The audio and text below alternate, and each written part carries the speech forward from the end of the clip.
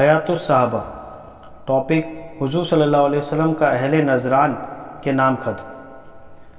عبد یسوع کے دادا پہلے عیسائی تھے، بعد میں مسلمان ہوئے۔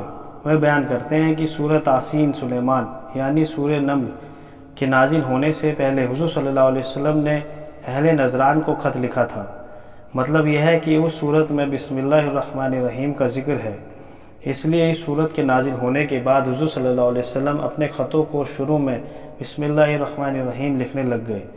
کیونکہ یہ خط اس صورت کے نازل ہونے سے پہلے لکھا گیا تھا، اس لیے اس کے شروع میں بسم اللہ الرحمن الرحیم نہیں ہے۔ بسم اللہ ابراہیم و اسحاق و یعقوب۔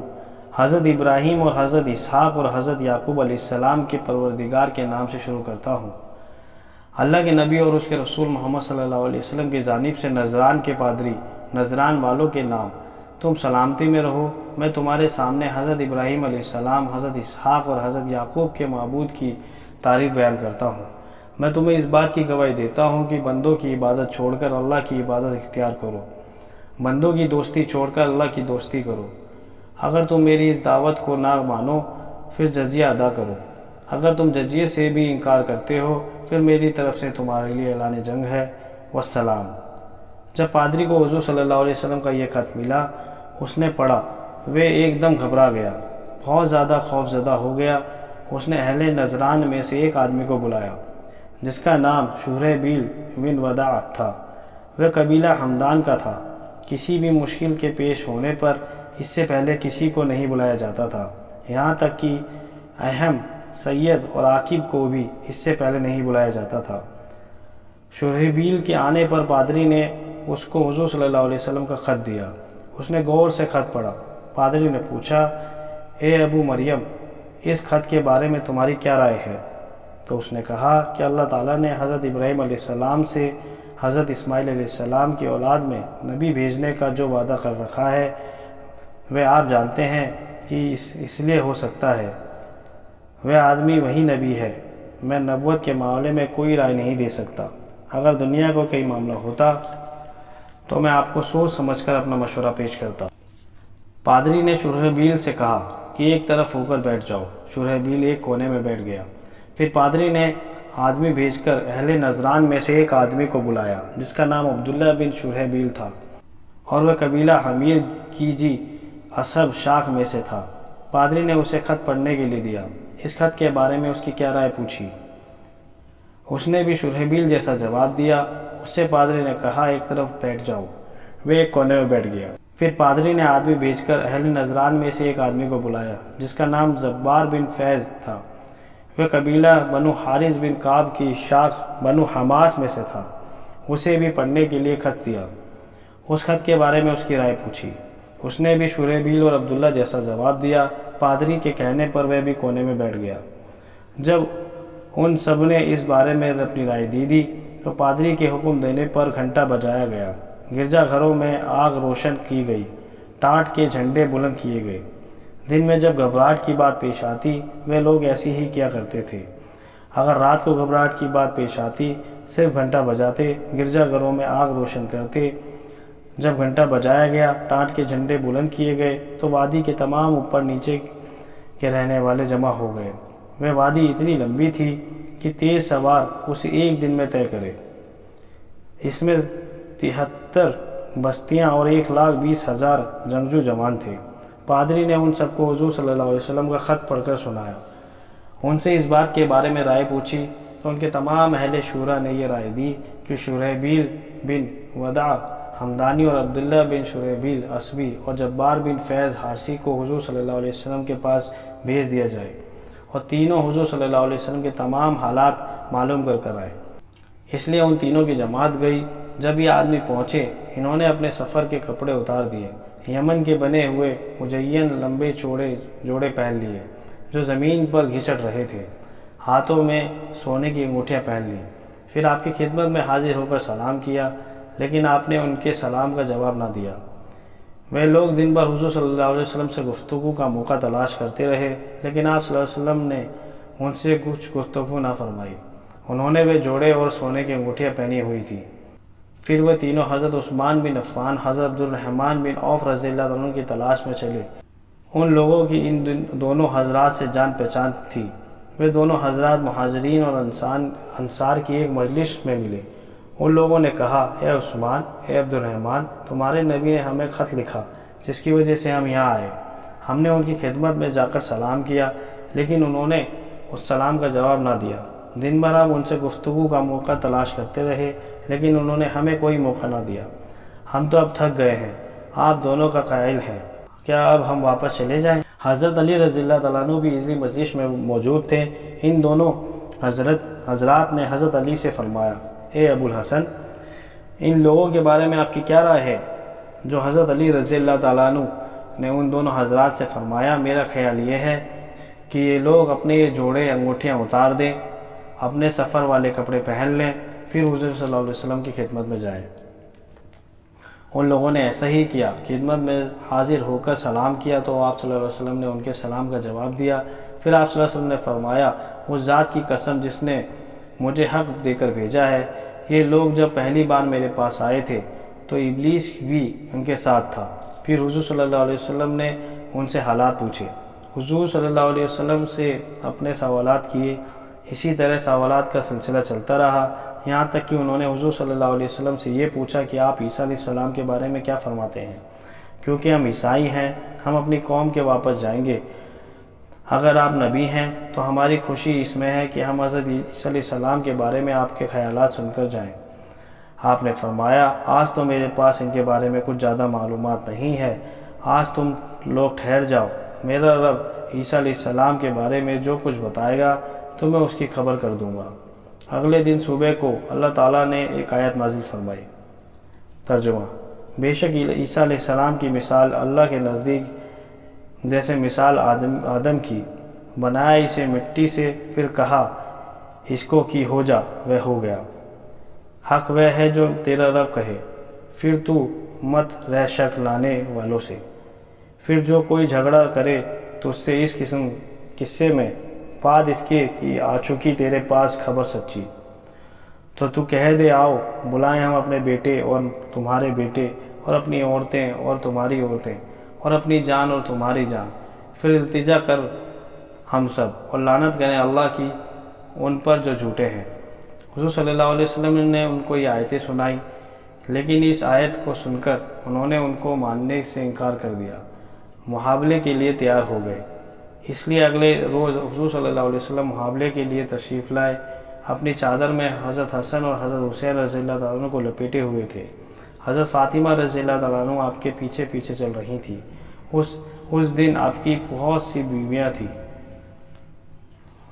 یہ منظر دیکھ کر شرحبیل نے اپنے دونوں ساتھیوں سے کہا، جب وادی کے اوپر اور نیچے کے رہنے والے لوگ جمع ہو جاتے ہیں تو سب میرے فیصلے پر ہی مطمئن ہو کر واپس جاتے ہیں، تو اللہ کی قسم میں بہت مشکل اور کٹھن بات دیکھ رہا ہوں۔ اللہ کی قسم، اگر یہ آدمی واقعی غصے سے بھرا ہوا ہے اور ہم ان کی بات نہیں مانتے تو ہم عربوں میں سب سے پہلے ان کی آنکھوں کو پھوڑنے والے اور ان کی بات کے سب سے پہلے انکار کرنے والے ہو جائیں گے۔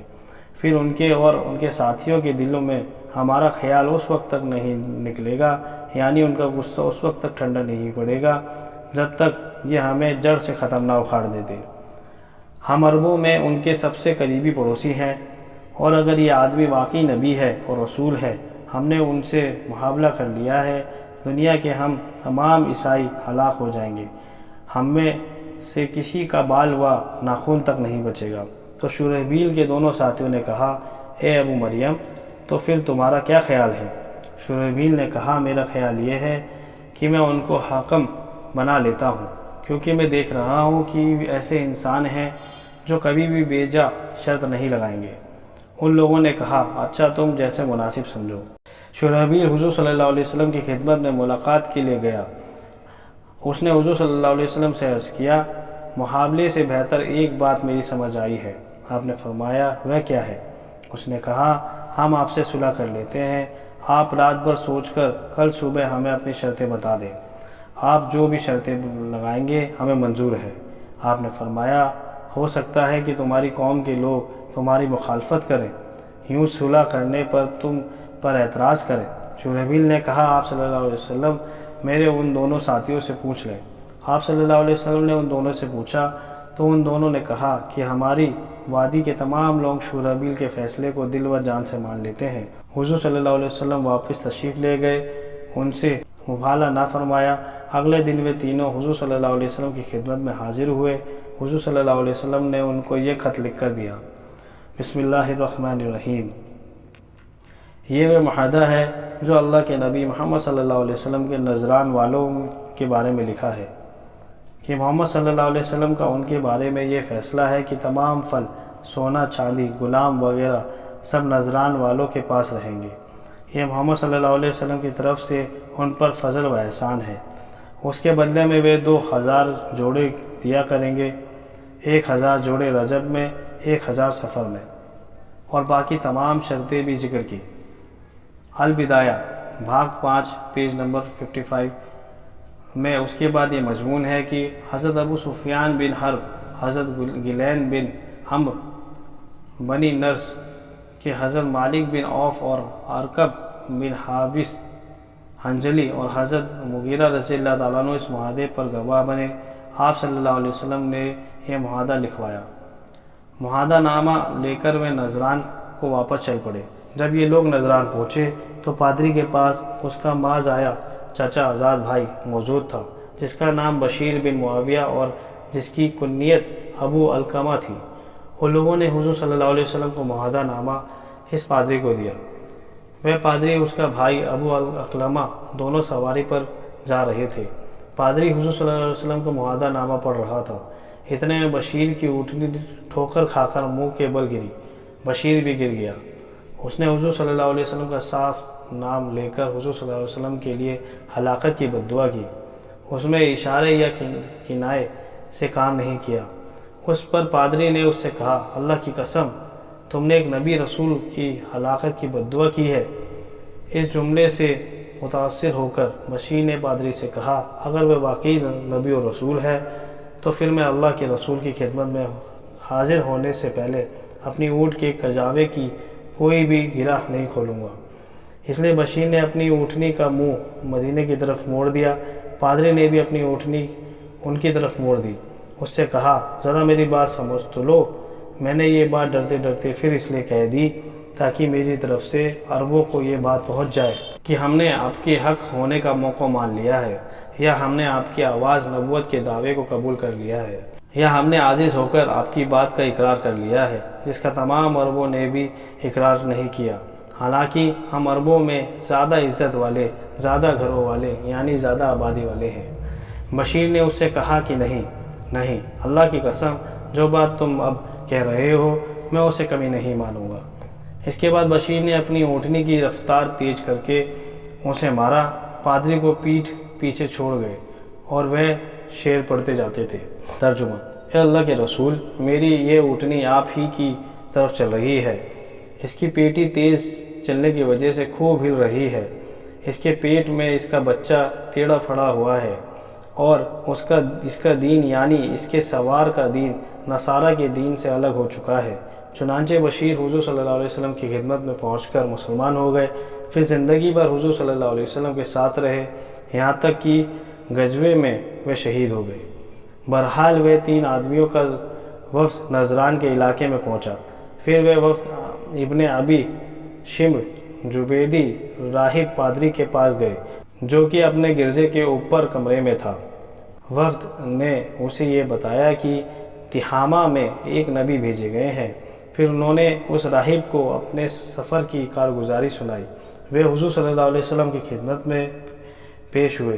حضور صلی اللہ علیہ وسلم نے ان کو محابلے کی دعوت دی، لیکن انہوں نے محابلہ کرنے سے انکار کر دیا، اور بشیر بن معاویہ رضی اللہ تعالیٰ عنہ حضور صلی اللہ علیہ وسلم کی خدمت میں جا کر مسلمان ہو چکا ہے۔ تو اس راہب نے کہا: مجھے اس کوڑے سے نیچے اتار دو، ورنہ میں اپنے آپ کو نیچے گرا دوں گا۔ تو لوگوں نے اسے نیچے اتارا۔ کچھ تحفے لے کر حضور صلی اللہ علیہ وسلم کی طرف چل پڑا۔ ان ہدیوں میں وہ چادر بھی تھی جو خلیفہ لوگ اوڑا کرتے تھے، ایک پیالہ اور ایک لاٹھی بھی تھی۔ وہ کافی عرصے تک حضور صلی اللہ علیہ وسلم کی خدمت میں ٹھہر کر وہیں سنتا رہا، لیکن اس کے مقدر میں اسلام نہیں تھا۔